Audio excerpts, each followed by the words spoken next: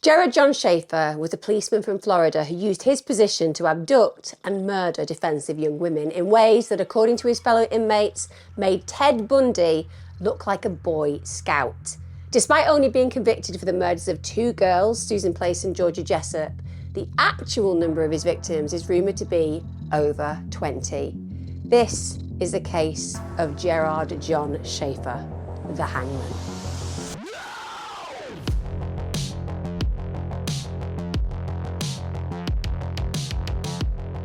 Hi guys, welcome back to my channel. Today's case is one of a serial killer that I had not heard of before.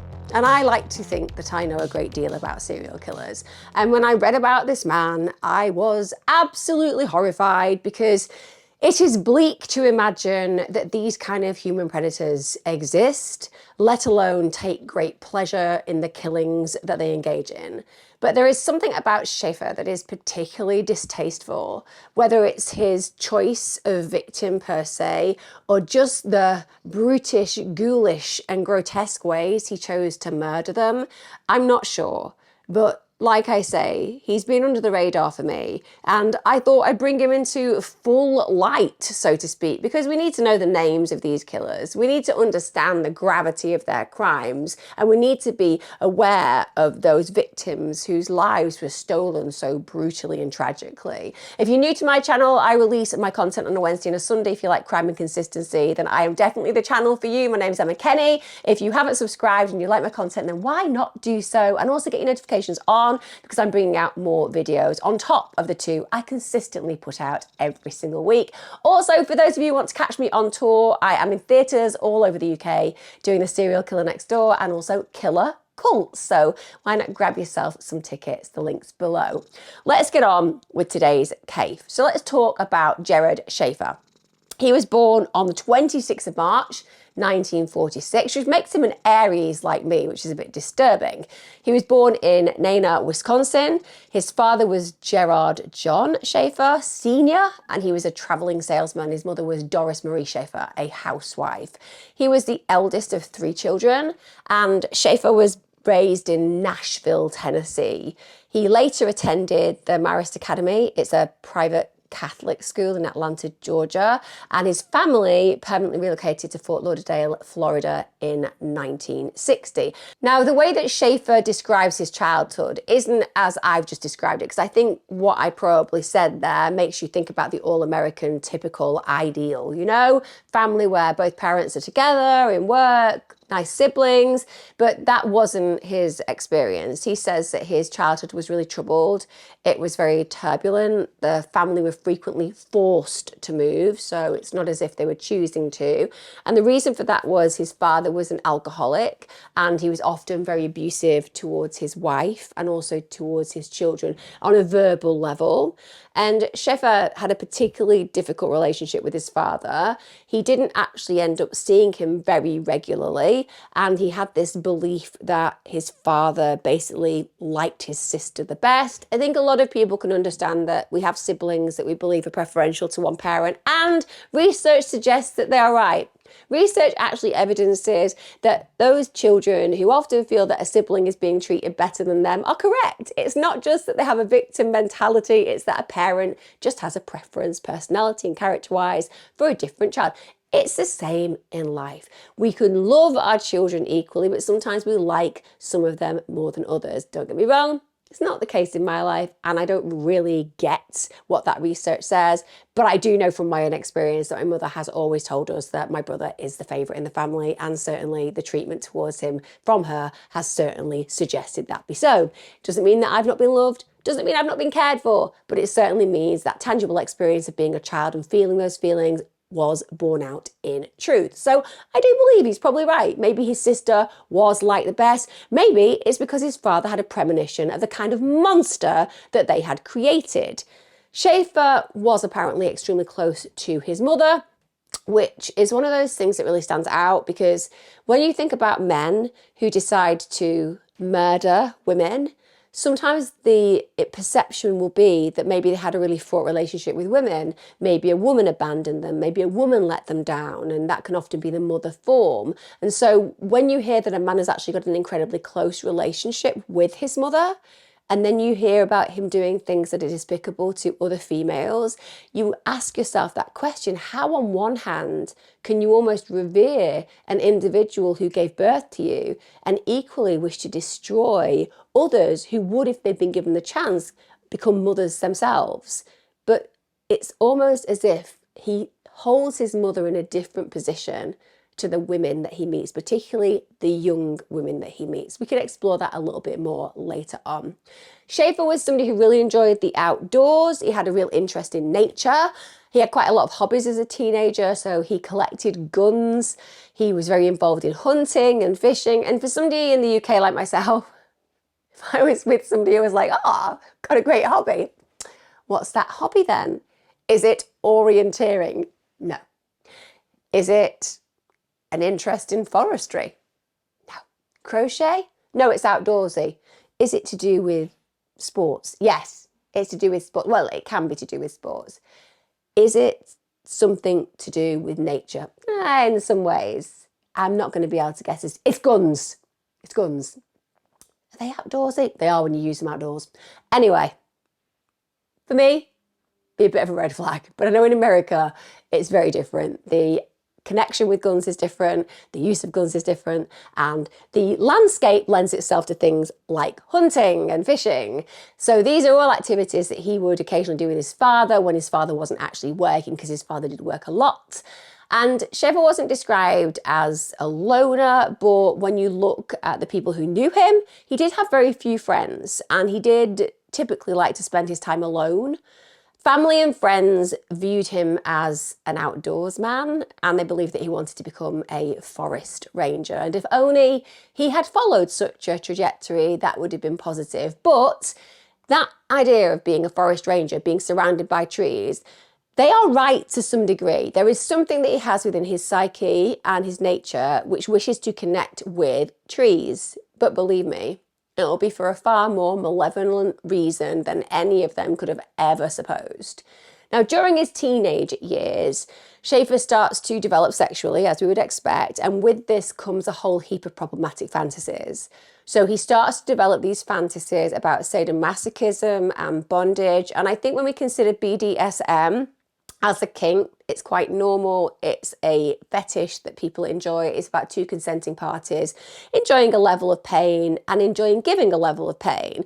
However, let's make it clear that is very different than sexual sadism, which is I need you to be in agony and not want it. So they're two separate paraphilias, with sexual sadism being one which is not about consent whatsoever. And he really enjoyed inflicting pain upon himself, so he's getting involved with that kind of sexual masochism from an early age. He also enjoyed wearing women's underwear, and he enjoyed autoerotic asphyxia, which basically means I'm going to strangle myself a little bit whilst I'm masturbating. And you will know that there have been a plethora of famous people who have ended up dead because of autoerotic asphyxia. Their belief is that your orgasm is more powerful if you're being choked out. Personally, I think, you know what? Orgasms are pretty good. Maybe not risk your life for having one, just throwing it out there. A little bit of life advice and guidance for you. Now, he would usually do all three of these things while tying himself to a tree in rural locations. So he is very outdoorsy, as his family suggests, but not necessarily in the outdoorsy kind of way a family really wishes their family member to be involved with. And it increases in frequency, which you would expect. If you think about becoming sexually connected with the self, it happens on early teenagehood, sometimes before. And it's exciting to know what it feels like to have an orgasm. And then he starts to frequent these fantasies, and that becomes more of a fixation. And then he starts going out and doing these things that are exacerbating and amplifying those feelings of sexual experience, and he's cultivating that desire, and it's becoming more of a dominating effect over him. And most of his free time was taken up getting engaged in these activities, which is completely left field. We don't expect that. Listen, everybody knows that when they become a teenager, they get a bit more excited about the idea of sex. Certainly for young boys, it becomes a period where themselves and their penises are often very best friends, and there is nothing wrong with that whatsoever. They are finding out who they are. But when it gets to a level where it is literally taking up all of your free time, that is filling in for something that's going on within the nature of that human being. And when it's being tallied with these really inappropriate materials and fantasies, that's something that's deeply concerning. Now, by his mid-teens, Schaefer has also graduated, and now he's involved in illegal sexually predatory behaviour. So he becomes what was known back in the day as a peeping Tom. Now, the thing about the words peeping Tom, and it's interesting because as a practitioner who's worked in psychological therapies for 2 decades, I have watched the law change in lots of ways, particularly with the Me Too campaign. That was a big time for women where suddenly the things that are happening to us are just acknowledged as completely inappropriate. And if you think about the term peeping Tom, this demonstrates a time where sexual crimes against women were just not taken seriously. So what they're saying there is this guy is basically, as a teenager, going around houses, hoping that he's going to see a woman in a state of undress and watching her while she does that, while she takes her clothes off. It's a violation of her privacy. It's a violation of her body. It's a non-sexual contact crime, so he's not physically dominating her in an actual physical contact way. But this is a sexual crime that's playing out. And the word peeping Tom just is ludicrous to describe it because it's a very serious crime and it often leads to escalation. And when we're talking about escalation in this context, we're talking about it becoming more of a physical crime. And it does in this case. So as a teenager, he's acting in this criminal way. He's also regularly a cross-dresser, and he later claimed that this was basically a habit he developed to avoid being drafted into the Vietnam War. Now, this makes no sense to me. If you are somebody that wants to lie to a psychiatrist and say, okay, I'm a cross-dresser, and that psychiatrist says, oh, you can't go to the Vietnam conflict then, crack on. But you don't actually have to get engaged in the behaviour. I imagine that he felt a deep sense of shame that he felt the compulsion to do this. And that was realistically why he uses this excuse that it was just a ruse to avoid being drafted. Now, although he did date throughout his high school years, several classmates actually viewed Schaefer as a creep. Barbara Krolick said, I can't remember him being friends with any of the other guys. He was always on the outside looking in. As a matter of fact, the only thing I really remember is that I always had to tuck my skirt under my legs because he would practically stand on his head to look up a girl's skirt. Let me tell you, if he'd been standing on his head near me to look up my skirt, he would have ended up with his head in an altogether different position. It wouldn't have been anywhere near my skirt. It would probably have involved some kind of wall and a rebound and ricochet over several periods of time. Throwing it out there, I'm sure a lot of women say amen to that. Now, he was considered at school a very promising student by his teachers, so he was not somebody who struggled on an academic level initially. He was also a member of the varsity football team, and apparently he was an excellent golfer. So he had a lot of talent. In June 1964, he graduates from St. Thomas Aquinas High School, and he briefly worked as a fishing guide in the Everglades before he eventually goes to college. So he arrives at college in September 1964. He enrolled on a social studies major at Broward Community College, but he soon switched over to teaching. His grades were apparently average, but you wouldn't think so, because this guy is one of the most A-grade, arrogant assholes you would ever meet, according to people that knew him. So his idea about how great he was differed from the grades that he actually received. So after finishing his sophomore year at Broward, Schaefer was accepted into a scholarship at Florida Atlantic University in Boca Raton, Florida. Then in 1968, he begins studying to get his BA in education. So to all intents and purposes, he might be strange, we might be seeing him as a creep, certainly he's engaging in sexually predatory behaviours, but there's nothing at this moment in time standing out so glaringly that is going to lead us to imagine that we're dealing with a serial killer, which we are dealing with.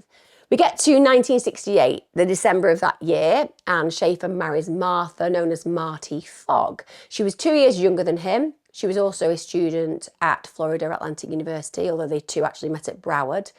Schaefer had basically briefly toured in Martha's patriotic band, which was Sing Out 66, and it was basically a very big contrast to the hippie movement at the time, because this is a really unusual kind of cosmic time in America. You've got science fiction, you've got free love, the 60s movements, etc. You've got a more accepting society, and then you've got, as a pushback to that, quite a conservative movement which is trying to prevent young people going down that hippie trail route, and that band Sing Out 66 is a representation of that, and that's how they meet. They rented a house on Southwest 22nd Street in Fort Lauderdale, and it won't surprise you to know that the relationship soon breaks down. And the reason for this is because Schaefer has this incessant desire for sex, and she can't keep up with it and doesn't enjoy it. And aside from the fact that whenever he's present with her, he wants to have sex, if he's not doing that, he's basically out hunting. It's sex or hunting. And I'm just going to throw it out there for us ladies, that isn't the most, shall we say, alluring quality in a relationship, is it? You know? Sex is nice, we enjoy it, we enjoy a lot of things. Sometimes we enjoy just looking at walls and staring at them. Sometimes we enjoy a quiet sit in the garden. Sometimes we enjoy drinking wine with our friends. Sometimes we enjoy sex. Sometimes we like our partner, though, to do things like talk to us, maybe give us a hug, maybe have a sit down and watch our favourite Netflix series in this modern era. I'm saying, if you just got a partner who's like, sex, hunting, you're like, I'm not sure that you've graduated from the Neanderthal man, and maybe you need to go off and do a little bit of personal development. So she's in a difficult situation, and she's young as well. So by May 1970, they divorce, and she cites that he was extremely cruel as a reason for their separation. Now, shortly after this, Schaefer then begins a relationship with a woman who he met at a mental health clinic. I kid you not. Because these kind of people have predatory in nature, aren't they? And if you're going to be predatory in nature, you're going to want people who've got certain vulnerabilities. And we have to be honest, when we are struggling with our mental health, we have vulnerabilities, and you can bet your bottom dollar that people like this will swoop in to exploit those issues. And fortunately for the woman involved, it didn't actually last long. But again, it just gives you that instinct about this individual sniffing out those issues and wanting to be able to use them for their own gain. Now, his teaching career, what can I say? It wasn't illustrious. There won't be many people saying, Schaefer, he was the teacher who really changed my life. Schaefer, he is the teacher who made me believe that I could, and I did. Schaefer, he's the individual who saw the qualities that nobody else saw in myself, and that's why I am the President of the United States. That's not what happened anyway. So he starts his teaching career in March 1969. He was accepted onto a student teaching internship at Plantation High School. Now, on the 23rd of September 1969, he begins teaching geography. On the 7th of November, I kid you not. So just let's look at that time scale. We're not talking about a different year. 23rd of September 1969, 7th of November 1969. It's not a very long period. It's just over a month. It's just over a month, guys. That's what I'm saying. He's fired. And the reason that he was fired was that he was refusing to accept advice from his superiors, and was also continuously attempting to impose his own moral and political opinions upon his students. Do you know what's ironic, though? I think these days he'd probably do well. Honestly, back in the day, if you were not somebody who followed what your superiors said in teaching, you'd be told off. And, you know, you would be absolutely in trouble if you were trying to force your political, your moral, your religious beliefs on your students. But these days, apparently, that's just normal. In fact, it seems to be revered. The world's gone a little bit crazy, hasn't it? But back then, you lost your job. And he did. He'd had a lot of complaints from parents, and because teachers in school were not seen as the be-all and end-all, he actually had that used against him, and he was relieved from his post. He begins teaching geography at Stranahan High School in Fort Lauderdale, and again, doesn't go well. In this case, his superiors noted Schaefer's arrogance and a very limited knowledge of his subject, which is a bit of a problem if you're there to teach geography. Get to the 18th of May, this is just 7 weeks after he began teaching at Stranahan, he is fired. Then we get to the 19th of May, his career as a teacher basically formally ends. So, like I said, Not an illustrious career, but certainly giving us indications about the kind of personality this man has. He does not listen, he does not take advice, he is not concerned about consequences. He goes his own way, his own route, and he has the superiority and the absolute narcissism within his character to believe that he is right no matter what the cost, even to himself. And that is a dangerous mindset. Now, after he loses his job as a teacher, Schaefer goes on a brief holiday in Europe. And then he returns to Florida, where he worked for the Wackenhut Corporation as a security guard. And this is whilst he's basically figuring out what to do next. So he's having a think. And he's thinking, you know what? Teaching, that's probably not the career for me. You know, I struggle with taking orders. I could do without being in an environment where, you know, there are laws to follow, where people can tell you what to do, where there's protocols involved, and if you don't do it, there's issues. You know, I need to think about maybe a more free, flexible career, a career that's going to suit a temperament like mine. So he applies to the Wilton Manors Police Department because obviously being a copper, that seems like an obvious choice for somebody who can't even be in line when teaching. Also, when he applies, he didn't bother disclosing the fact that he'd been fired from 2 separate teaching positions within the past year. Instead, he just lied and said he had 2 years' experience as a research assistant at Florida Atlantic University. And he said that he'd recently returned to the US from Morocco. So just like whitewashing the reality of his career so far, because he doesn't want to seem like a failure. And he obviously doesn't want to introduce the position to the police that he might be difficult. Then he gets married again. This is in January 1971 after he meets a 19-year-old secretary named Teresa. So it was in January they meet, and then in September they actually get married. Now, according to Schaefer, his second marriage was much more harmonious than his first, and the reason for that is basically because she acquiesced to his frequent demands for sex. Also, with respect to her, she had a real shared passion for fishing, so that was more outdoorsy, and also she met him on an intimacy level, so it works out. And for him, he's not thinking about her in any way, shape or form when he says that. He's just saying she fits into my world effectively because she'll do what I want, and that's very much his nature. His police career that unbelievably begins, you just think surely there is somebody doing tests on these individuals, even in 1970, that somebody would be like, this guy is literally into things that no police officer should ever be into in good conscience. But anyway, he gets formally inducted into the Wilton Manors Police Department, and in December 1971 he graduates as a patrolman. He's 25 years of age at this point, and his tenure with Wilton Manors Police lasts 6 months. I mean, give it to him, you know, it's considerably longer than when he was working in school. It was like 3 times longer, so that's a considerable improvement, but still 6 months. Now, in that time, he did manage to earn accommodation for a police raid on a drug den in March 1972, but his overall performance was considered poor, and the reason he was dismissed from his position is just outstandingly terrible.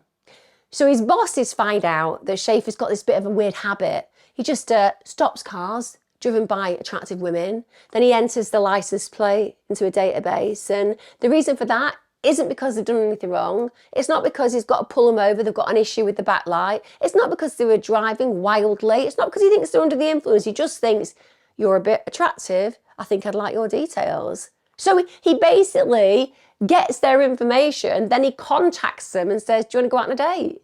I mean, in the word of creep, in the definition of creepy creeperson, you literally have a picture of this guy, don't you? Could you imagine being at home and the next minute there's a knock on your door or a phone call and it's like, hi, hello? Hi, yeah?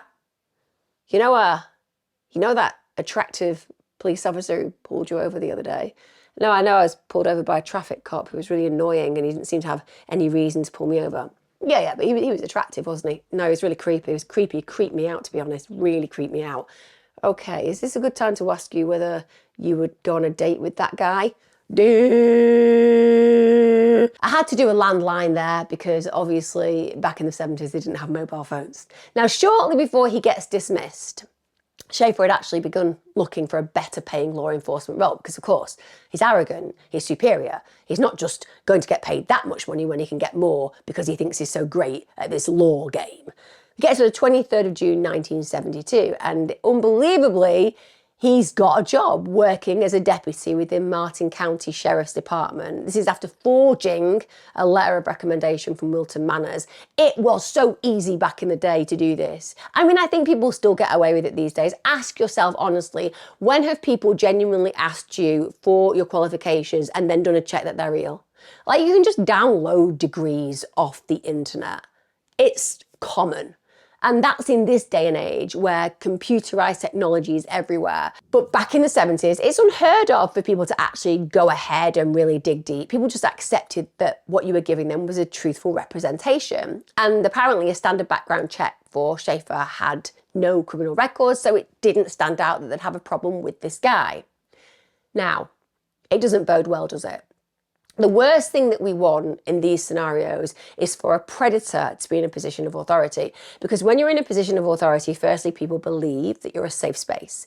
If somebody is dressed as a police officer and they come up to me in the street and they ask me to do something, I'm telling you now, I am quite a rebel. Those of you who know me and have seen my work in the past few years outside of YouTube and within the press and my very outspoken views on lockdown and COVID and things like that, you know I am quite a rebel. By nature, if something's wrong, I fight for it no matter what. But I swear to you now, if somebody knocked at my door dressed as a copper and was like, hey, could you come with us? Because we need you to just answer some questions about something that you might be able to help us with. I'd be like, I'll just go and get my coat. Because I genuinely believe that these people are here to serve us and protect us and for the most part are good. I'm not really thinking, could this person have just rented an outfit and stolen a car? I'm just not doing that mental arithmetic, and loads of people aren't. And that's because when somebody is in a position of authority and looks a certain way, we just trust them. And even though we know more about people like Wayne Couzens, who murdered Sarah Everard, if you haven't seen my video on that, it's well worth watching. So these things still happen today. In the 70s, it would have been far easier to get away with this because people, like I said, just weren't expecting that authority figures would ever do something so untoward as try to harm you. Now, on the 21st of July 1972, whilst on official police duty, Schaefer saw two teenage girls hitchhiking. They were Nancy Trotter and Paula, known as Sue Wells. So he basically drives them both to Stewart in Martin County, Florida. But whilst he's picked them up, because obviously they're hitchhiking, he's just giving them this big lecture on the dangers of hitchhiking. Now, why would you be doing that when you've picked them up? Well, maybe you want to lure them into a false sense of security. You know, he's on duty, so he hasn't got a lot of time that day. He needs to be present for his role. But maybe if he's trying to get these kids to trust him, because these are young teenagers, then giving them a lecture like a grown-up would is potentially going to make them think, yeah, this is a trusted individual, a trusted source. I don't need to worry about this person. Now, when he learns that both of these young women are not from Florida and that they're traveling to Jensen Beach the next day, he offers to drive them there. So now they're going to be sitting there thinking, wow, this guy's a bit of a fuddy-duddy, warning us on hitchhiking, but hey, I can trust him. And he's offered to drive us safely to a place we want to go tomorrow. Why not? That sounds like a perfect opportunity. They agree to meet him at a bandstand on East Ocean Boulevard at 9:15 a.m. that morning. So the next day, Schaefer's there. He arrives at the bandstand on time. One of the things they notice straight away is he isn't wearing his uniform. Also, he's driving his own car. But he just convinces Nancy and Paul, who was still on duty, that he was just undercover. But even if he'd said, hey, girls, I've got the day off, the truth is, they wouldn't be concerned. I mean, he was fine with them yesterday. He's just a good guy doing them a favour. And even if he was coming off across a bit creepy, well, there've probably been around creepy guys before. They're probably not that concerned about it. Now, shortly after the women get into his car, he basically says, look, I'm going to take you on a detour. I want to show you an old Spanish fort near Hutchinson Island. Remember, he's local, and they're probably thinking, okay, you can go on a bit of a tour. Now, on the drive, he's again lecturing them, you know, don't accept lift from strangers and the dangers of being sold into white slavery. So now he's really upping the ante. You know, you're not just in danger, you're in danger of being sold into white slavery, as if like he's got this big insight into this trade that he probably has no awareness of whatsoever. But he ends up stopping the car near this abandoned shed. It's inside a remote forest, and at this point it's horrific for Nancy and Paula, because this man they think that they can trust, this police officer, he handcuffs them and he gags them. He then takes Nancy to a large cypress tree which is close to the Indian River, and they will have been terrified. He tied her legs to the trunk just below her knee, and then he tied a noose around her neck. Also, he fixed the ropes to a branch in a way that basically forced her to stand upon the exposed tree roots, which was meant to counter the pressure from the noose. Schaefer then takes Paula to another tree just a short distance away, also binds her in a similar way, and at this point he just tells them coldly, you're both going to be raped and murdered. I don't even want to begin conceive of the fear of those girls in that moment. Can you imagine the way that your world has just toppled? You've got in this car with this police officer, you couldn't be with a safer space, a safer place, a safer person, and then now you are tied to a tree in a situation where any wrong move may hang you, and you have a man saying, I'm not just going to rape you, I'm going to kill you. And you know there is no one to hear you scream. Now, as if the universe just decided to intervene, in this moment, Schaefer gets an urgent radio dispatch, which informs him to report to the police station. At this point, he's got no choice. He's got to leave. He's got to go to his post. He tells the girls, I got to go. But he says, don't try and run away, because I'm not going to be very far down the road. I'm going to throw it out to you there, right, guys? If you're in a situation where a clear serial killer's like, I got to go. Got to go because I've just been called to work. But you know what? You just make sure you stay, because I won't be far away. It's like, I'm going to think that as you're going to murder me anyway, I'm just going to, you know, be a bit of a have-a-go, Harry, and try to get away from you, you murderous imbecile. Because what have you got to lose? And clearly, these girls will have been thinking about what on earth they have to do to escape, but be very aware that the only chance that they have is in this moment. Now, he said that the call had come in because they were organising the sale of both of those girls to this person who's in clearly the white slave trade. So that's what he's told them as he's gone off. Schaefer then returns to the forest about 2 hours later, and of course, thank God, Nancy and Paula had escaped. Immediately, he's like, oh my God, how am I going to explain this? There are two teens on the loose who clearly are going to indicate that I have abducted them, that I have strung them up against these trees, that I have threatened to kill them. How am I going to concoct a story where I can get away with this? So he goes home, calls the station, and tells Sheriff Robert Crowder, I've done something really foolish. You'll be mad at me. Now, if there was ever going to be an understatement to your superior, it would be, I've done something very foolish. You'll be mad at me. So I've done, boss, yeah. Oh, I've done something really foolish. You're going to be mad at me. Have you used all the photocopier paper? Again, just photocopying the side of your face. No, I mean, I have done it a few times, but not to the extent that it's foolish. Okay, go on. I abducted 2 girls and tied them to trees. That doesn't sound like foolish. That sounds like a felony. No, I know, but just hear me out on this. It wasn't as bad as it sounds. I think it sounds as bad as you literally abducted 2 girls and you strung them up on a tree. I did, but it was to teach them a lesson. What was the lesson? It was a lesson about don't get in a car with a stranger. Yes. I mean, I can see that would indeed be a lesson, because obviously you literally traumatized them, threatened to murder and rape them, and left them there precariously in a position where they could have been hung.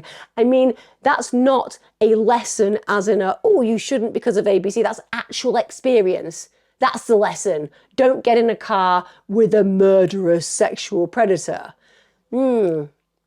Yes, it does sound a little bit worse than the photocopier paper situation. I kid you not, This is what he does. He tries to say to his boss that he was trying to teach the girls a lesson on the risks of hitchhiking, but, quote, overdid the job. I mean, again, how unbelievably narcissistic. He's got no concern for his actions. He doesn't think he's done anything wrong. He just wants to be able to get away with it. And it shows you that he genuinely believes somewhere that his boss is going to be like, okay then. Oh, okay. Well, I mean, maybe that was a little bit on the extreme side, but maybe we can reduce it a little bit and do group tours with kids. That'll put them all off getting on that hippie trail and hitchhiking. I mean, it's ridiculous. So he goes on to say he abandoned Nancy and Paula in the general swampland area of Hutchinson Island, which isn't far from the Indian River. So now he tells the officers whereabouts they'll be, and Sheriff Crowder is horrified. So immediately he and Lieutenant Melvin Waldron drive to Florida State Road A1A, and close by they literally find a partially gagged woman with her hands restrained behind her back swimming in the river.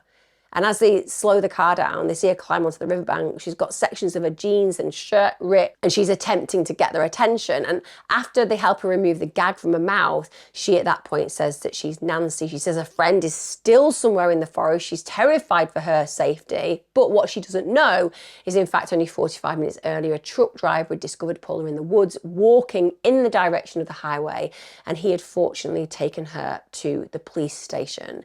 So both Nancy and Paula tell the officers exactly what happened. And they said, listen, we managed to escape from our restraints. We managed to loosen our gags with our teeth. But the big problem was we had to keep our balance on the exposed tree roots. And each of them said the process of freeing themselves took a lot of time. And they were aware the whole time that if they slipped, they would have hanged. So this wasn't any lesson to be taught. This was a man partway through killing two people. He just had to be disturbed and therefore left. And that was the reason that these girls had survived. So both the girls were able to give a very detailed description of their attacker and his vehicle. And they were also able to formally identify Schaefer. Now, of course, in response, Schaefer isn't having it. He's saying, no, they've simply got it wrong. This was just an overreaction because he'd attempted to demonstrate the dangers of hitchhiking to the two girls. But out of all the people in the world that believed him, it turned out nobody did. Not even the police office dog. No one believed him because it makes no sense. It's nonsense, isn't it? Oh, I just wanted to teach them a really serious lesson, so I brutalized them and threatened them and left them in a situation where they could have died. No one's buying into it. So he's immediately fired from the force. He's also arrested, and Sheriff Crowder then instructs his officers to file charges of false imprisonment and aggravated assault against Schaefer. Now, those charges weren't actually filed until the following month. I have no idea why. I'm going to throw it out there. They do seem like the kind of charges that should be immediately filed because of the fact that you have an absolute not right who's walking the streets. Now, approximately 2 weeks after he's arrested, Schaefer posted his $15,000 bail. That meant that he remained free until his scheduled November 1972 trial. At this point, he returned home. His wife and in-laws noted no changes at all in his demeanour. They just believed that he was only attempting to educate Nancy and Paula. They believed in the best of him, not the worst of him. And before his trial date, Schaefer managed to get a job at a local quick check. But he's just carrying on as if nothing's wrong, as if everything is fine. Now, because he's free, we get to the 27th of September 1972. Schaefer abducts two teenagers, Susan Place, who's 17, and Georgia Jessup, 16. He meets these girls at an adult education centre in Fort Lauderdale. Schaefer introduced himself to them as Jerry Shepherd. He claims to them that he's from Colorado, that he intends to return there after a trip to Mexico, and he feigns interest in Georgia's fascination with reincarnation and ESP. He also feigns interest in Susan's love of music, and the whole premise of this is he's trying to build rapport and trust. He's been building a fantasy in his head, and he's been desperate to find victims, and he knows that the best way to gain the victim's trust is to pretend that you're interested in the world that they inhabit. And it works. So that afternoon, Susan's mother, Lucille, she arrives home and she finds Susan and Georgia in the bedroom, and they introduce Lucille to a man in his 20s whom they called Jerry. Susan then says that she and Georgia and Jerry were going to travel from Fort Lauderdale to the beach and they were going to go and play guitar. Now, Lucille, she's pretty suspicious, but Jerry just assures her he's going to keep her daughter safe, and she's, accepting of that, but she's suspicious. So she notes Jerry's vehicle registration. His car was a Datsun, and she notes that down just in case. Susan then confided in her mother that she was going to leave home, but assured her that she would be gone for just a little while and would always remain in contact. So Susan and Georgia leave home with Schaefer at approximately 8:45 p.m. And then no one hears anything. After 4 days with no contact from Susan, Lucille contacts Georgia's mother, Shirley. Shirley says that Georgia had ran away on the 27th of September and that she hadn't heard from her since. So at this point, both were reported missing to the Oakland Park Police. Lucille provides the police with a physical description of Schaefer and his vehicle reg, which she very cleverly took down because that registration is obviously very important. However, when they do a trace on it, it belongs to a different car from a man in St. Petersburg who didn't look anything like Jerry Shepherd and also had an alibi for the day that the girls disappeared. The only Jerry Shepherd registered as living in Fort Lauderdale was also eliminated as a suspect. So the lead goes cold, essentially. Now, by early 1973, the disappearance of Susan and Georgia has just become a cold case, essentially. Before I track back to when he eventually ends up in court for the first abductions, I want to talk about suspected further murders. So let's talk about Mary Alice Brisolina and also Elise Lena Farmer. They disappeared while hitchhiking to a restaurant on Commercial Boulevard from a motel in Lauderdale by the sea on the 26th of October 1972. That's less than 1 month after Susan and Georgia were last seen alive. Early the following year, the bodies of both girls were separately recovered in undergrowth close to Sunrise Boulevard, not far from the city of Plantation. Both of the bodies were found with their legs spread apart. Mary had been extensively beaten around the head. One blow to her skull proved fatal.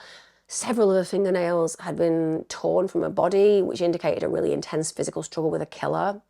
Elsie, well, she'd also been bludgeoned to death. The police questioned Mary's friends and found that she and Elsie frequently visited an apartment in Lauderdale by the sea, rented by Mary's older sister's boyfriend. Now, the boyfriend's name was Jerry Shepherd, who claimed to be an ex-Wilton Manors police officer, so very much fits the bill of our perpetrator. The friends subsequently identified Gary as Schaefer. We get to the 11th of January 1973, so this is 3 months after Mary and Elsie disappeared. At this point, Colette Marie Goodenough and Barbara Ann Wilcox, both 19, disappear whilst hitchhiking from Sioux City, Iowa to Florida. And both were last seen alive in Biloxi in Mississippi. Both of their disappearances occurred while Schaefer remained free prior to his sentencing for the abductions of Nancy Trotter and Paula Wells. Schaefer is known to have made a long-distance phone call from Cedar Rapids, Iowa, to his home in Florida shortly before Colette and Barbara disappeared. So, very strange. These individuals disappearing in sets of 2. And in January 1977, very sadly, those girls' skeletal remains were discovered scattered close to a large tree and an orange crate. Both of the victims have been bound together with baling wire.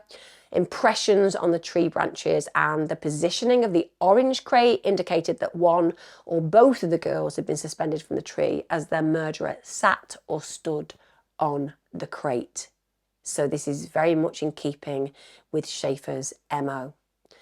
Let's go back to December 1972. This is where Schaefer's actually sentenced for the original abductions. He appears in court for the abduction of Nancy Trotter and Paula Wells, and due to conditions of a plea bargain, Schaefer was able to plead guilty to only 1 count of aggravated assault. I kid you not. 1 count. So on the 22nd of December 1972, Judge D.C. Smith passed his sentence and he received 1 year in jail. 1 year in jail with the possibility of parole after 6 months. Why bother? Why not just go, you know what, Schaefer, you're a massive sexual predator, a danger to all women, but crack on and walk free. What problems will we incur with you walking the streets? Absolutely none. Absolutely none at all. Why would letting a clear sexual predator ever be an issue? Just letting you go out there and do your thing. It blows my mind. But he gets this 1 year in prison, possibility of parole after 6 months, followed by 3 years probation. It is not even a slap on the wrist when you consider the seriousness of what I've talked about. And Judge Smith, who's clearly delusional, Judge Smith, yeah, where did you get your qualifications from? I just made them up. And applied for a job. What is your actual experience? I watched a few crime programs and decided that I could be Columbo. Anyway, Judge Smith told Schaefer, it is beyond the court's imagination to conceive how you were such a foolish and astronomical jackass as you were in this case. This judge is clearly insane. The fact that this judge refers to him as an astronomical jackass is just so disrespectful to the victims. He's not a jackass. He's a violent predator. He's a serial killer. And this judge is looking at him as if the story that he concocts about just wanting to teach these kids a lesson is actually true. It's astonishing. And it's astonishing because it means that this kind of killer gets to kill again. Now, when leaving court, Schaefer told several reporters, I made a stupid mistake. There was no sex involved. No one was hurt. Yet there were 2 women hurt. They were hurt by the trauma and experience of being put in a position where they could have died. Now, this judge also allowed Schaefer's formal sentencing to be postponed until after the holidays. Of course, let's not interfere with Christmas. You know, I'm meant to go to prison, but I just feel like it's the holiday season. Oh, ho, ho, ho, off you go. Go and enjoy the holiday season then. We can put you in prison afterwards. Enjoy your turkey.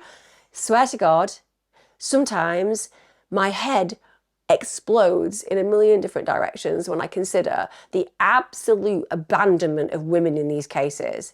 Just pop home for Christmas. I mean, serial killers never kill over the holidays, girls. We get to the 15th of January 1973, and finally, this horrific predator is imprisoned in Martin County Jail. Now, during this period of time, developments in Susan Place and Georgia Jessup's case occur. In March 1973, Lucille Place, the mother in this case, discovers a letter written by Jerry Shepherd in her daughter's bedroom. She drove to the return address on the letter, 333 Martin Avenue in Stewart. And by the way, let me tell you, Lucille is a goddamn hero. And let me also tell you, there is nothing purer or deeper or more driven than a mother's love. And I don't care whether other people have opinions on that. I know that some women abandon their feelings as mothers, but for the most part, women who are mothers get it. You will go to the ends of the earth for your children. And she does. Lucille will not give up what's happened to her child. She wants to know. And she is a big mover in this case. So she drives to the address and the building manager tells her that Jerry Shepherd had registered at the property under his real name, Gerad Schaefer. Also tells her that he'd recently been sent to jail for the abduction and attempted hanging of 2 teenage girls. Can you imagine how Lucille would feel in that moment? Now, as Lucille and her husband, Ira, drove around the county, she realizes that the police had probably incorrectly noted Schaefer's license plate number because investigators had previously told her that Jerry's car was registered in Pinellas County, which is also in Florida. So Lucille realized most license plates that she saw in Martin County began with 42, not 4, like they do in Pinellas County. So at this point, she contacts the police, gives them the new info, and they find the plate she actually noted belonged to a blue-green Datsun, registered to Gerad Schaefer at 333 Martin Avenue. Now, of course, when the police go and question Schaefer, he's like, I don't know anything about this. I've never met Susan Place or her parents. I know nothing about this. I'm an innocent man. What are they talking about? However, of course, Lucille had already positively identified a Wilton Manors police personnel photo of Schaefer as Jerry Shepherd. So he's bound to rights, full stop. Now, sadly, Susan and George's bodies were discovered on the 1st of April 1973. Father and a son were searching for discarded aluminium cans in Oak Hammond Park, Port St. Lucie, Florida, and they discovered the extensively decomposed remains of 2 people within and around a hole dug amongst the trees, which is just devastating. The location of the grave was around 65 metres from the nearest dirt road. The grave itself was 2 feet and 3 inches. The police noted that there was a deep scratch marks on the base of a tree immediately next to the grave, which was close to where sections of a torso had been bound to the base of the trunk. George's body wore remnants of blue jeans with a Roadrunner emblem on them, and Susan's body was found completely nude. There were also a pile of clothes belonging to both girls discovered in the nearby undergrowth. Sections of both their bodies had been eaten by wildlife, which is just devastating for the family. The location of the grave was 6 miles from where Nancy and Paula had been held captive prior to their escape, so very close to that area. When they took the bodies for the autopsy, understandably, there's been mass decomposition. So what they were expecting to find, I'm sure, was out for question at that point. They go to the Dade County Medical Examiner's Department. It was Dr. Richard Souveron who formally identified the victims, and that was on the 5th of April. He had to do that via dental records and also healed bone fractures, as Susan Place and Georgia Jessup were obviously very decomposed. He found that both the girls had been bound and murdered, and the injuries were awful, guys. The spinal cords had been severed at the lumbar and cervical section. Several bones were completely severed with a knife or a machete. Their bodies had been decapitated after death, and their jawbones had sustained numerous fractures. Susan's body also showed a gunshot wound to her lower jaw, which was consistent with a .22 caliber pistol. Sections of tree bark upon a banyan tree approximately 9 feet from the grave indicated one or even both of the victims had been suspended from the tree long enough to leave welt impressions within the bark prior to their deaths. So it was a protracted experience. These girls would have known they were going to be murdered. They would have endured horrific pain. It would have been a tortuous and slow death. And the initials GJ had been carved into a trunk.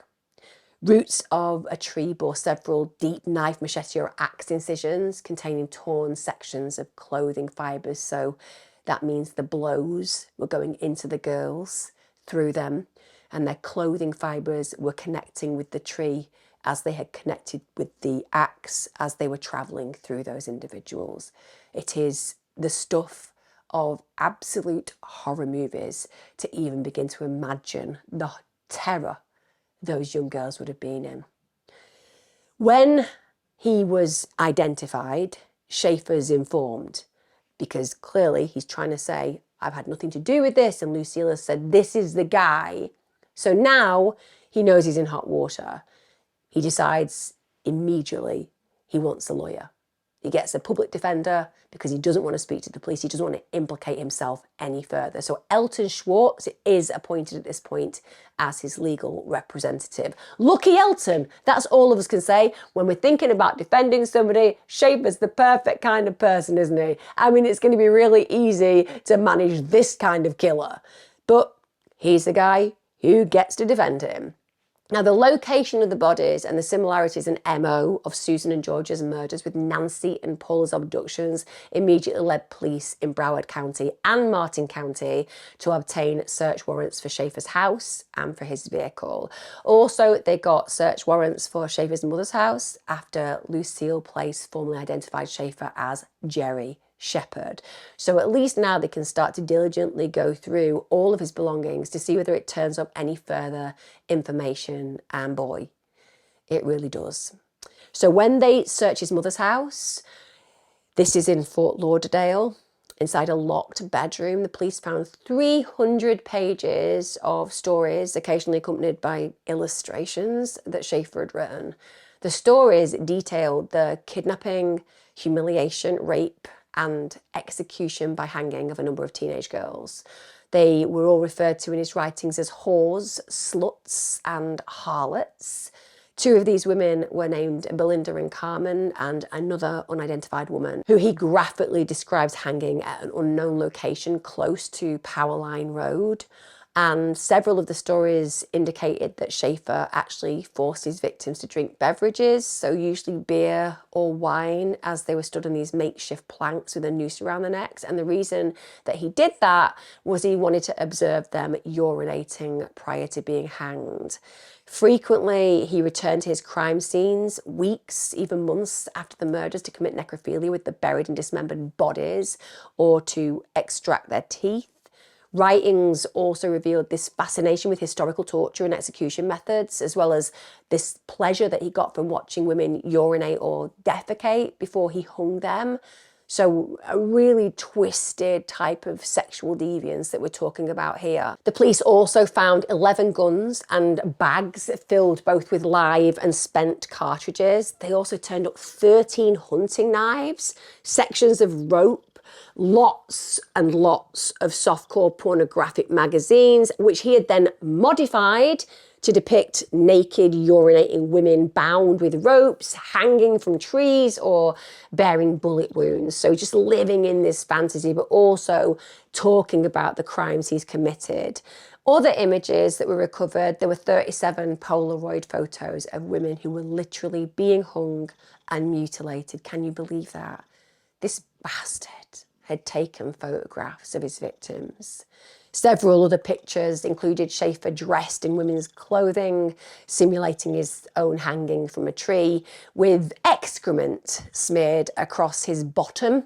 Not really any other way to say it, is it, guys? Not exactly the most palatable thing to say, but nonetheless, he's one-upping BTK Dennis Radar there, isn't he? I mean, he used to hang himself in the woods, but even he didn't go so far as to spread crap all over himself.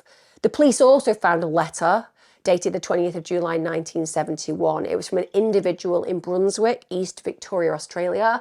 Schaefer had actually met them in Morocco in 1970, and it contained Polaroids of a village in the Sahara that the two had visited following what had been a massacre of Europeans and Arabs. And there were several images depicted of a woman who'd been disemboweled and mutilated with knives. It's unbelievable how these not-rights can find one another and actually go on some kind of weird, malevolent tour to do what I've just described. It's grotesque.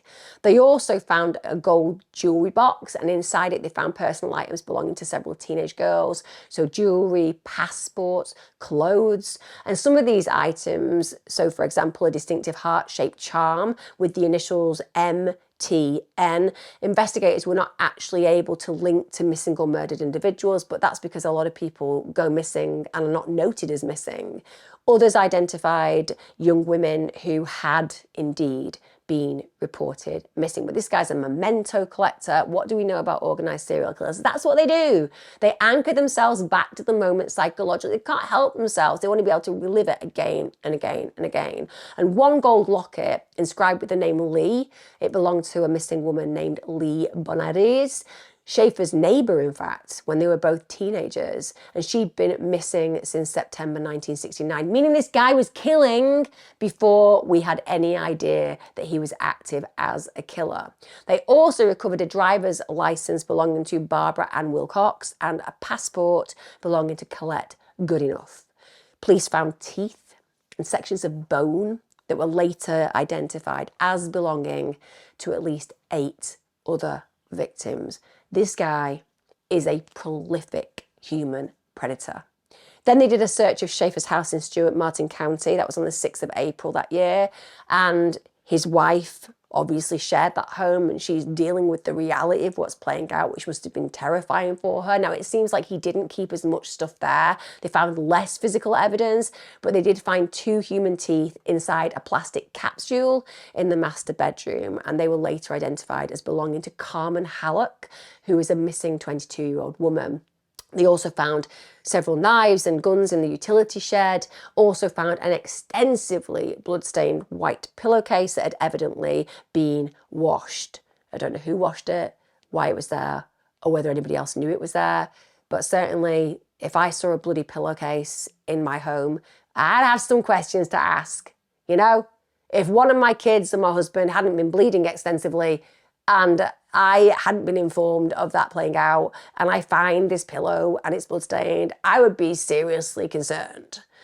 Now, Georgia Jessop's distinctive suede purse that went missing when she went missing, that was found with Schaefer's wife's belongings. Yeah, he'd given it to her as a gift in about November of 1972.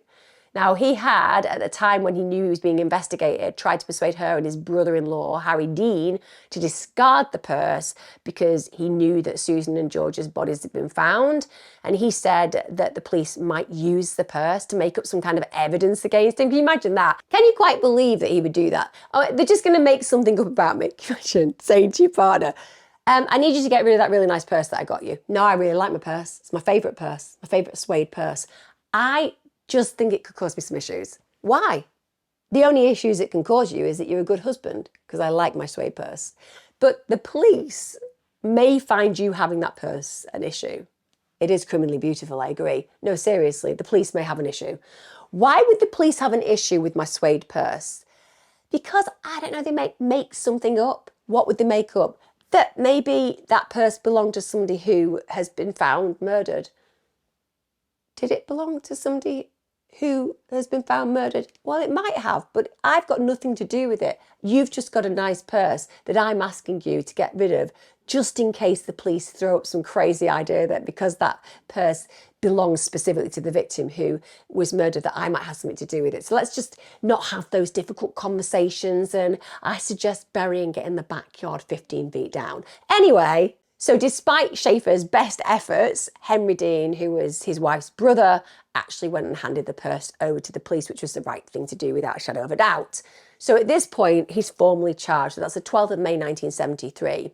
It's because investigators have gathered enough physical and circumstantial evidence to link Schaefer to at least 9 murders and unsolved disappearances, so a huge amount of individuals. So these dated between 1969, so the neighbour who went missing, and 1973. Also, in May 1973, a newspaper published a list of 28 murdered or missing people linked to Schaefer. The majority of these women, well, they came from Florida, although 2 were from Iowa and West Virginia.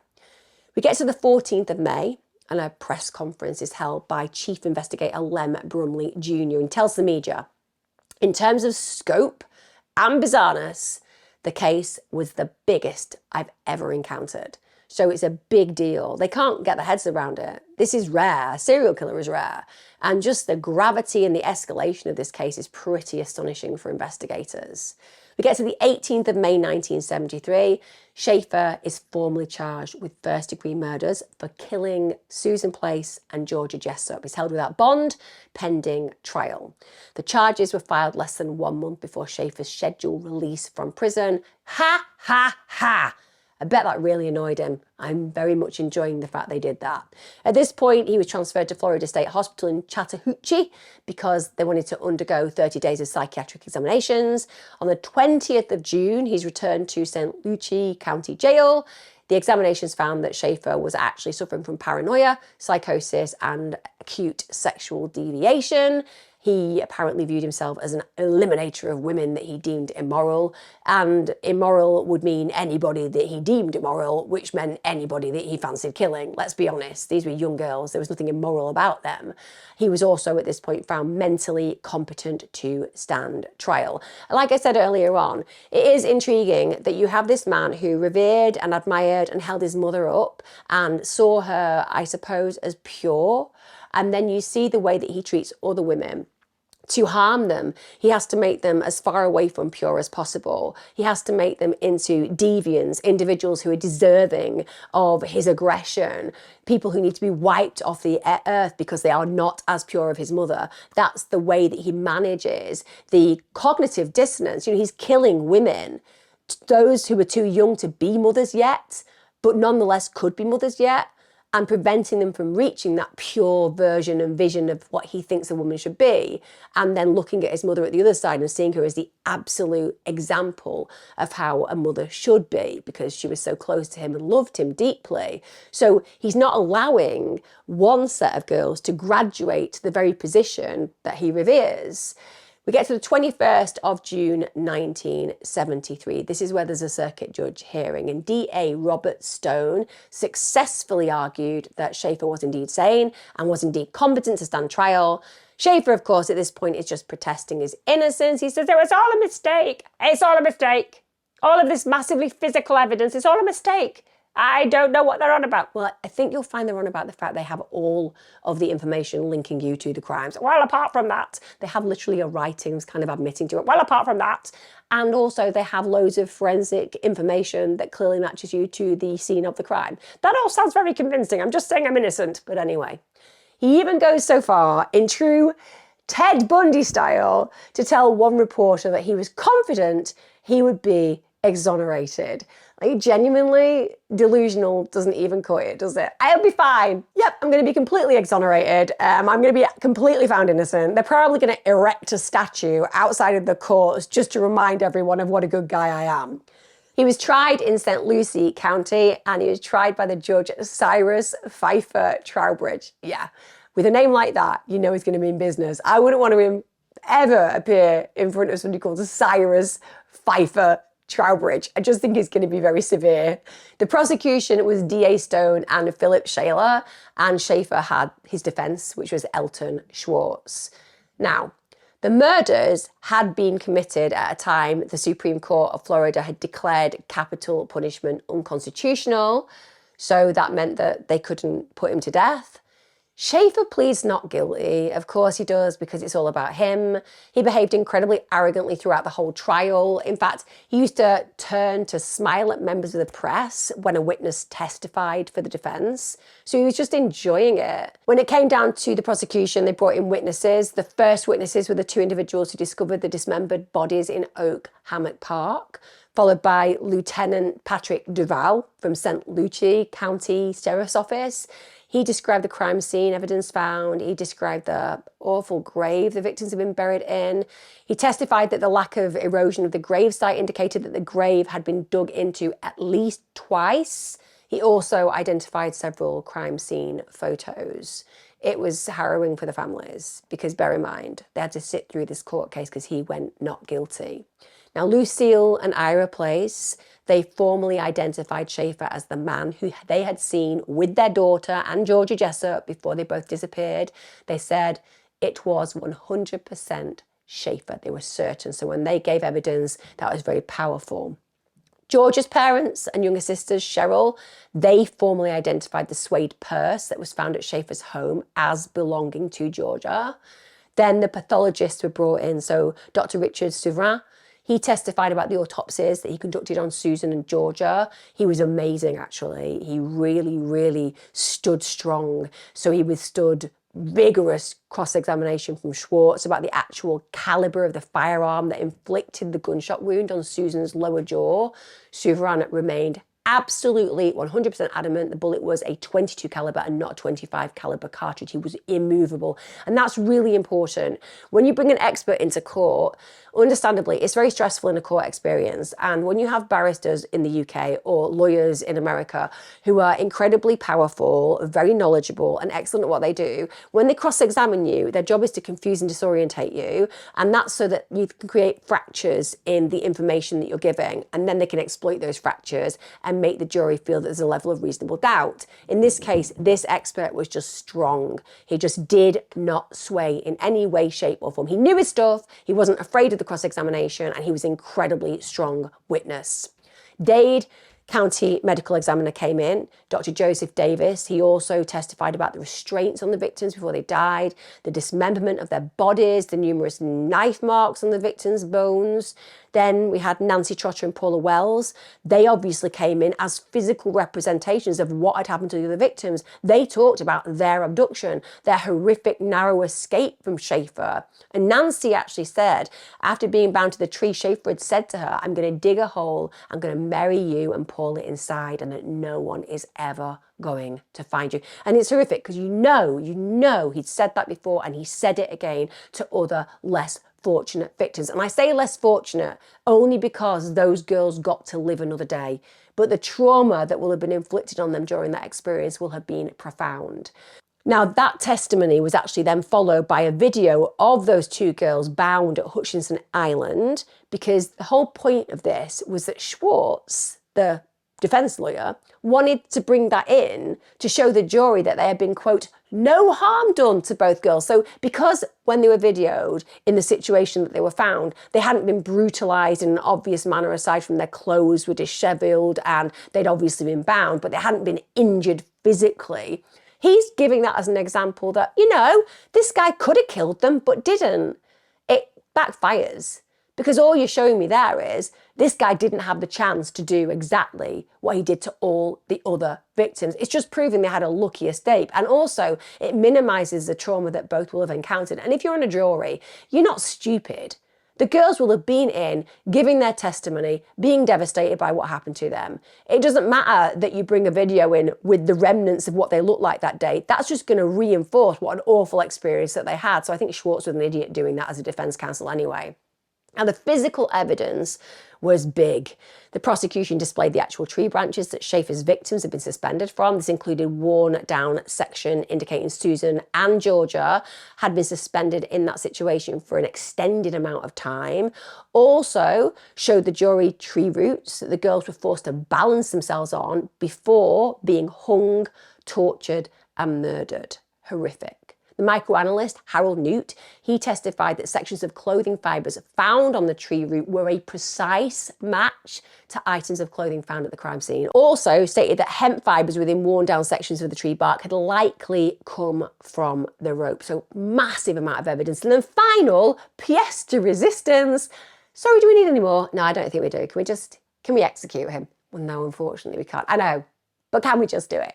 No, it's not happening in this area anymore. We've stopped doing it. We think it's a bit brutal to kill people. I know, but can we just do it? Can we just do that, Cyrus? Cyrus, just for the love of God, can we just, for this case, reintroduce it? Cyrus, please. No, we're not going to be able to. Can I just shoot him? Again, as the prosecution attorney, you cannot say things like this in my court. Sorry, again, I've just gone on a little bit of a tangent there of my fantasy experience. But anyway, if that wasn't enough to have this man sent to hell in the elevator with immediate effect, with, I don't know, every individual in court being able to use some kind of hot coal to prod him. No, again, I'm going down a road that I'm not allowed to go down. Let's carry on with the actual story. So the final piece of evidence was the manuscript written by Schaefer himself, which he describes in detail how to properly execute women. So he has sealed his own fate with his own writing in his own words. Now, as far as I'm concerned, at this point, it seems pretty much open and closed, doesn't it? Pretty much bang to rights case. But apparently, Schaefer's defense attorney, Schwartz, didn't get that memo. He'd been in the courtroom, but I don't know, maybe he'd been on the gin in between cross-examination, because he immediately calls for Schaefer's acquittal. Yeah, he says, listen, the state have not proven their case against my client. All the evidence is circumstantial. No, it's not. Yes, it is. It's all circumstantial. Have you been on the gin again? Maybe. And I did have 2 shots of bourbon, but that's irrelevant. Let's just throw it out. Is anybody else going to the bar here? It's a happy hour in about 15 minutes. But anyway, the court are like, yeah, no, we're not going to do that. They ruled against that, and rightly so.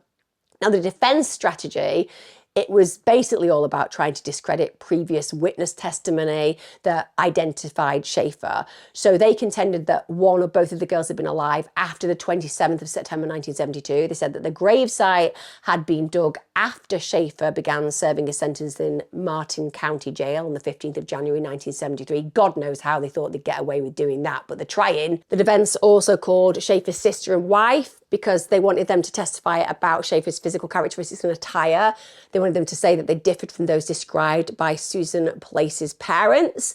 But that's just their word, isn't it, against those who've identified Schaefer as the perpetrator. And come on, Susan Place's mother, she absolutely knows that it was that guy. She spoke to him. It's as simple as that. Representative from the Fort Pierce City water plant, they testified about rainfall records in an area close to Oak Hammock Park between September 1972 and April 1973. But upon cross-examination, he ends up conceding that the records in question related to close to the vicinity of the crime scene, but not the crime scene itself. So they're actually irrelevant. Now, when it came down to the closing arguments, they begin on the 27th of September 1973. Both counsels were granted 2 hours to deliver their arguments, so a big amount of time to put over why their defendant is innocent or guilty. The prosecution, Philip Shaler, goes first, and he began by saying the date of the closing argument was the first anniversary of Susan and George's disappearance. Very powerful. It makes the jury sit up and go, wow, is this a sign? It's very good to do that because you're thinking, if we're going to get justice, let's get justice on this day. And they listed all the evidence which collectively proved not only beyond a reasonable doubt, but beyond a shadow of a doubt that Schaefer was guilty. The defense, while Schwartz attempted to discredit the state's evidence and discredit the witness testimony, dismissed Lucille Place's testimony as inaccurate, stated all the evidence in the gold jewelry box belonged to Schaefer himself. No, it didn't, you absolute buffoon. You can't just invent things, can you? You can't just invent a pile of BS. Oh, okay, with the teeth. Were the teeth his as well? Well, no, the teeth were not his. Well, then we're being ridiculous, aren't we? Because clearly the evidence shows this man is a predatory killer. But at the end of the day, the defense has got to do what the defense has got to do. And he finished the argument by saying, they've got the wrong man. And I hate to think of that because somebody did this, but I don't believe it was Gerad John Schaefer. Yeah, you do, Schwartz. You know exactly that he's guilty. It's just you had to defend him and therefore you have to make up a pile of BS to try to discredit the witnesses. But let's be honest, it's a pretty dangerous game, isn't it, when we're talking about such a human predator as this man. So on the 27th of September 1973 at 3:45 p.m, the jury began deliberating. They only deliberated for 5 hours and 10 minutes and it was a big old case, so that's not a long period of time. And at 11:05 p.m, Judge Trowbridge announced the jury returned guilty verdicts on 2 counts of first-degree murder. Schaefer immediately proclaimed his innocence and said, that's the roll of the dice. I had a good defense, but I'm innocent. No, you're not, Schaefer. You're absolutely not. And everyone knows you're not. Now, the sentencing began on the 3rd of October. The defense argued Schaefer should be involuntarily institutionalized under the 1971 Baker Act. The prosecution argued for life imprisonment to be served in Florida State Prison. On the 4th of October, Schaefer was sentenced to 2 concurrent terms of life imprisonment. Lucille Place stated to the press, at first, I thought I'd like to see him dead. But I think people suffer more with confinement. Death is the easy way out, just as long as he's never on the streets again. And I, to some degree, agree with her, to some degree don't. Sometimes I think people like this are just stealing oxygen. Now, the presumptive parole release date was initially set for after 14 to 19 years of imprisonment, which is ridiculous. And that was actually revised in May 1979 to 16 years. Schaefer appeals his conviction, said he hadn't been indicted by a grand jury, requested a new trial in June 1974. Thank God that appeal was rejected, but it shows this guy wants to play the system. He doesn't want to stay inside, he wants to get out. Schaefer continued to maintain his innocence in any of the murders that he was linked to. So he was framed by overzealous prosecutors, corrupt police officers, and his own defense attorney, Elton Schwartz. So basically, Elton Schwartz has gone from being a good defender to a bad defender, although he does have some reason to say that because ultimately Elton Schwartz married Schaefer's second wife. on the 21st of December 1973. That's not weird, is it? It's not weird that your defense attorney's like, I'll just marry your wife. Let's just take it from here with her. Also, he frequently described Susan Place and Georgia Jessup as heroin addicts, police informants, and women who were promiscuous. He also insulted their parents because he's the really nice kind of guy. Whilst incarcerated, Schaefer also developed a reputation as an aloof and imperious individual. Many suspected that he was an informant. Schaefer didn't find prison that easy. He was soon placed in solitary confinement for prison mail violations on more than one occasion, sometimes for attempting to persuade women to mail him underwear. What kind of women would ever agree to do that? Maybe there should be prisons just for them. In 1983, Schaefer gets transferred to Avon Park Correctional Institution. Here, he actually assists police in obtaining evidence to convict a paedophile, Mervyn Eric Cross. So Cross had, unbelievably, been discreetly operating. Just listen to this, guys. I need you to just really concentrate on what I'm about to say, because sometimes things can get missed. So let's just take a moment to really ingest these words. Cross had been discreetly operating an international child pornography operation whilst in prison. Now, the information that Schaefer provided also resulted in the arrest and conviction of 2 people in Seattle and LA. One was a school teacher. They also were able to seize thousands of pornographic images of children across 4 states. And this led to Cross being transferred to Florida State Prison in solitary confinement with his mail closely monitored, which is great, of course it is. And we have to be grateful that Schaefer went ahead and did that. Like I said, that won't be because he's a good person, it'll be because he just likes the attention and wants to be special in that moment. But if that led to a group of paedophiles being rightly arrested and convicted, good. We get to August 1985 and Schaefer himself returns to Florida State Prison too. And he doesn't like to let things go, Schaefer. So he actually files several lawsuits whilst he's in prison. One was filed in 1983 against true crime author Patrick Kendrick because he'd sent letters back and forth to Schaefer pretending to be a college student. And Kendrick wrote that there was little reason to be intimidated by Schaefer. He described him as a middle-aged, pale and doughy wimp who preyed on victims that were physically and psychologically weaker than him, which I quite like as a description. Schaefer actually filed a $500,000 lawsuit which was settled out of court without prejudice. It blows my mind.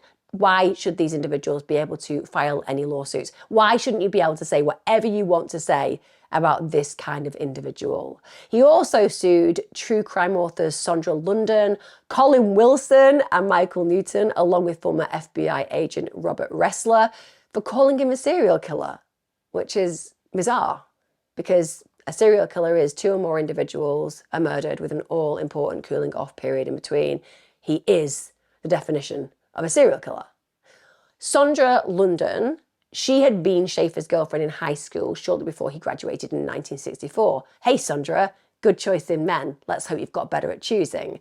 Now, she interviewed him at length after his conviction and ultimately she served as a co-author. London published a compilation of, in my opinion, incredibly questionable short stories by Schaefer and drawings by Schaefer in 1990. It was called Killer Fiction. Then a second book, Beyond Killer Fiction, was followed up 2 years later. These stories typically involved graphic torture, mutilation and murder of young women. How is this okay? How are we allowing these things to be published by these kind of killers? This is ludicrous. Anyway, these books were usually penned from the killer's perspective. They were often done from a position of being a police rogue officer. Schaefer was adamant the stories he wrote were pure fiction, said they were inspired by the 1963 film Blood Feast, but police view his writings as thinly veiled descriptions of his actual crimes, and in private letters to his attorneys, Schaefer admitted these speculations were true. Claimed one story, Murder Demons, actually recounted the murders of Briscolina and Farmer, which is just truly harrowing. How the hell is he allowed to have anything published? After Schaefer's death, which can only be described as something we should celebrate, A revised edition of killer fiction was published. It included a collection of letters sent to London in which Schaefer claimed to be responsible for the murders of numerous women and girls, claimed that fellow inmate Ted Bundy was a tyro by comparison to him, both admired and envied him apparently, accused Bundy of playing at being a copycat. London noted that at the same time Schaefer was sending her these letters, he was publicly proclaiming his innocence. I don't know why she wouldn't have thought to put those in the public domain. I mean, surely people need to know that this killer is admitting his guilt. In one letter, Schaefer claimed to have begun murdering women in 1965 when he was 19. In another, he claimed responsibility for the December 1969 disappearance of Peggy Rahn and Wendy Stevenson. They were 9 and 8 years of age. He said he kidnapped them from Pompano Beach. In one letter dated 1992, Schaefer detailed the murders of Susan and Georgia. He said, "When I nabbed Jessup and Place, I'd been in the ghoul game for almost 10 years, so I knew what to expect from these juicy young creatures at the end. Doing doubles is far more difficult than doing singles, but on the other hand, it also puts one in a position to have twice as much fun." Like I said, in that courtroom, surely the judge could have been like, yeah, let's just be lenient on this one and go down the execution route just one more time for fun. He also went on in that letter to say, when you have a pair of lively teenage bimbalinas bound hand and foot ready for a session with a skinning knife, neither one of the little devils wants to be the first to go. And they don't mind telling you quickly why their best friend should be the one to die. The fact that he enjoyed doing that to those poor girls, it's unspeakable. Also, the woman he's writing to, I find her deeply questionable. London actually ended her collaboration with Schaefer after publicly repudiating his claims that he was a framed ex-cop. Schaefer allegedly threatened her life on numerous times in response. He probably felt like she betrayed him and made quite a lot of money from him, I would imagine. Schaefer filed a lawsuit against her for referring to him as a serial killer in print. In support of her defense, London compiled 500 incriminating pages of Schaefer's handwritten letters. So it didn't take the judge more than 1 millisecond to dismiss Schaefer's lawsuit. But again, why is he being allowed to make these lawsuits? They shouldn't be allowed to happen. On the 3rd of December 1995, the devil picked him up. He was stabbed to death on the floor in his cell. He was stabbed over 40 times about the face, head, body and neck. His throat was also slashed, his right eye was destroyed, his several ribs were fractured, and his body was found after another inmate informed staff he had died. So, a rather gruesome end for a rather gruesome person. Now, according to prosecutors, Vincent Faustino Rivera, a 32-year-old inmate, killed Schaefer following an argument over who received the final cup of hot water from a dispenser in the days before his murder. Not a big reason to kill him, but we all have our boundaries. Now, Rivera was convicted in 1999 and received 53 years and 10 months, added to his original sentence of life, plus 20 years for a double homicide in 1990. Rivera never actually confessed or gave any motive for the murder. It's suspected that Schaefer was killed for being a prison informant in the year before his murder, because other inmates had reportedly thrown human feces at him and set fire to his cell twice. Nobody likes a snitch in prison. Schaefer's classification officer confirmed that he was murdered in direct response to leaking info to police about powerful inmates. London also confirmed that Schaefer often informed on fellow inmates in return for privileges, so like more comfortable living conditions. After hearing of his death, Georgia Jessup's mother told the police, "I've always believed he was going to get this. Just wish it had been sooner rather than later." Judge Trowbridge also stated, "He's finally got the death sentence he ultimately deserved but couldn't be given." So if I'd been in that court, Judge Trowbridge would genuinely have been agreeing with the idea of executing him. At the time of Schaefer's death, Broward County Police had actually been preparing further murder charges pertaining to 3 unsolved murders. Now, there is currently no consensus on when Schaefer began killing, but whilst incarcerated, he frequently encouraged a lot of speculation about how many victims he claimed. Ones that can be traced back to Schaefer do include the following, and I think it's important just to acknowledge them. In 1966, Nancy Leichner, 21, and Pamela Nater, 20, they were last seen hitchhiking in Ocala National Forest on the 2nd of October 1966. He confessed to their murders, so we know that's true. 1969, Lee Bonadies, she was 24. Her school bore 3 bullet holes. It was discovered at a construction site in Palm Beach County in April 1978, and her necklace was found in the gold jewelry box in Schaefer's mother's house. Carmen Halleck, she disappeared on the 18th of December 1969. She told her sister that she had to go and have an appointment with a male teacher from Broward Community College, so that would certainly fit with him. She was last seen wearing a black chiffon dress, and one of the stories that Schaefer wrote, one of those grotesque stories, was of a woman wearing that dress, and 2 of Carmen's teeth and her gold shamrock pin were found at Schaefer's address. On the 29th of December, Peggy Rahn and Wendy Stevenson, they were individuals who disappeared, and Schaefer confessed to their murders. Now, investigators said they don't think he's responsible.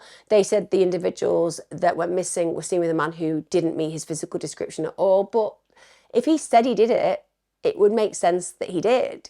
They went missing in 2, and certainly that's this guy's MO.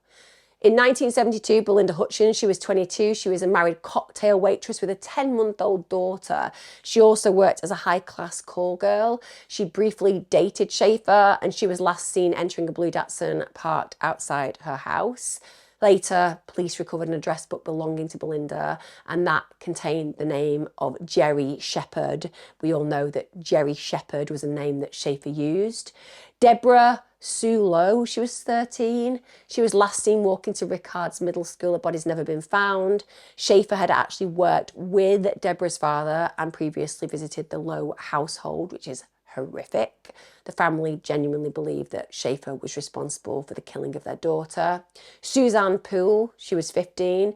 She was reported missing by her family shortly before Christmas 1972. On the 16th of June 1974, partial remains were discovered bound to a mangrove tree in swampland in Singer Island. Her remains were identified in May 2022 via genetic genealogy. Circumstances led police to believe that she may have been killed by Schaefer, who had been given temporary freedom from court the day before Suzanne's disappearance, which is just devastating, isn't it? Because that man should never have been allowed home for the holidays. He was a horrific blight on humanity and an absolute horror around women in every meaning of that word. This case, like I said, is one of those that's really surprising to me because I didn't know about Gerad John Schaefer. I do now, and he is truly terrifying. To believe that the courts saw him as a jackass, just an idiot, as opposed to a brutal serial killer is blindsiding, and certainly means that girls died who never would have or should have. It's as simple as that. Let me know your thoughts on this case. Are you as horrified as I am? Do you too not know the name of this killer? Or do you know more about this case than I do? I would love to hear any information that you've got on this, because genuinely I did not know about this serial killer. And are you like me, just stunned that these individuals can spend so much of the taxpayers' money bringing cases against people who call them a serial killer, for example? It's just an opportunity to play the system, isn't it? An opportunity that a narcissist of such an arrogant level would be thrilled to be able to do. As ever, guys, look after yourself and be safe.